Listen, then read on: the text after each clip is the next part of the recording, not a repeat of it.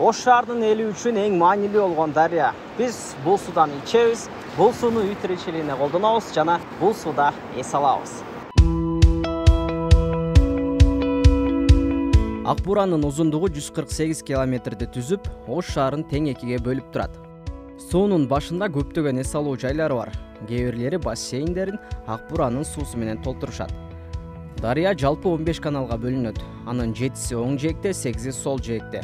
Ал каналдардан тургундар сугат максатта да пайдаланышат.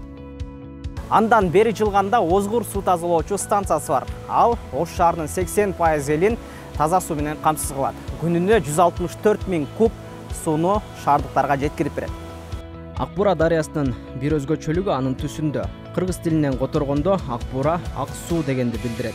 Себеби дарыя сууга ак түс берген аки таштан турган тоолорду арлап ак өтөт. Мунун аркасында дарыя абдан жагымдуу жана өзгөчө көрүнөт.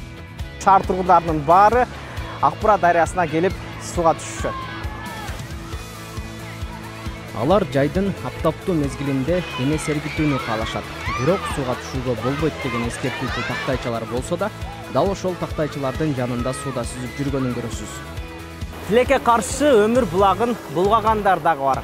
Суунун четинде жайгашкан эс алуу жайлары, кафелер, жеке турак үйлөр, кээ бир таштандыларын сууга агызып жибермөө учурлары кездешет. Ош шаарынын тургундары бул сууну дагы кандай максаттарда пайдаланышат? Комментарийге жазыңыз. Эгерде видео жакса, лайк басып, достор менен бөлүшкөндү унутпаңыздар.